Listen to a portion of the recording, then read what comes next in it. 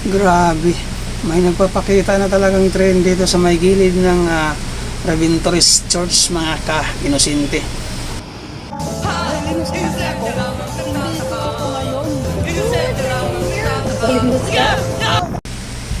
Isang mapagpala na araw, mga ka-inosente. Ngayon, mga ka-inosente, at mayroon tayo nakita dito na isang train na dungaw dito sa may Service Road, sa may Ruas Boulevard. At ito po ay naka-standby po dito.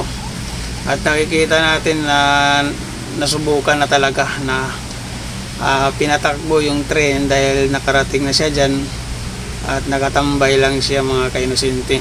Siyempre, dahil inosente tayo, na namangha tayo sa nakita natin, mga ka-inosente, na malapit na talaga ito gagamitin ang ginagawang LRT1 Cavite extension, mga ka-inosente.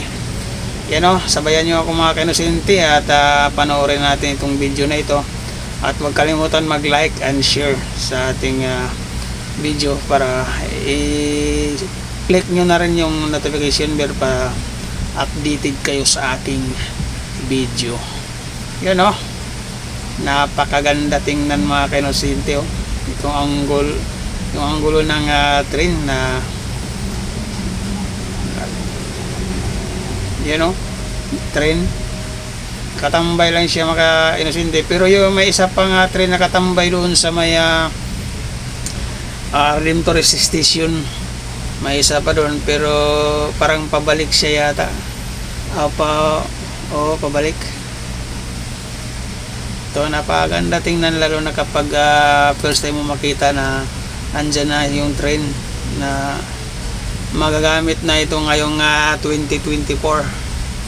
At doon may nakatambay na doon na bagong footbridge galing sa may gilid ng McDo yata yan, tapos papunta doon sa Redentorist Station, doon sa unahan kung makikita natin. Pero hindi pa siya binuksan dahil hindi pa ginagamit yung Redentorist Station. Siguro bubuksan lang siguro yan kapag gagamitin na yung LRT1 Cavite extension.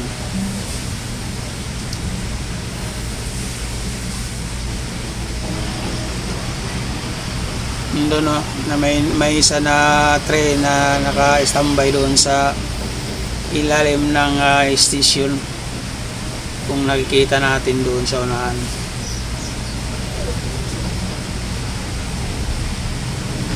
Hindi masyadong traffic.